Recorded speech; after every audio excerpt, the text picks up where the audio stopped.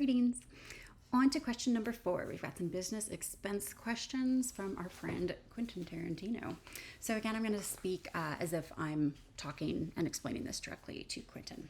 So, hey Quentin, let's chat about your business expenses and what that looks like in terms of deductions for this year's taxes. So basically, your role at Lumberjacks and your role as a freelance photographer, we're going to use different forms to file those. So Lumberjacks, we're going to use what's called a W-2, and that is used for employees of a company. So in a W-2, taxes are taken out, benefits are provided.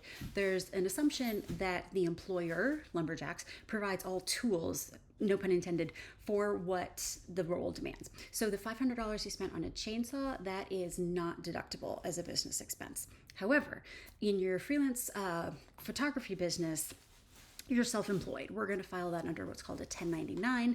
And so you take taxes out, and any expense that you need to provide yourself as both the employer and employee are deductible. So the $750 camera lens we're definitely going to take off as a deduction. There are a lot of probably other deductions that we can take under your role as a freelance photographer. So really anything, any materials that you've used, like the camera lens, a camera, any physical items.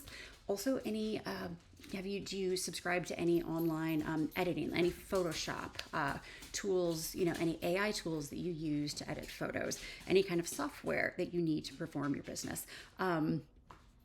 Any travel or mileage to get to work. If you have to go, travel, any flights, that is all deductible.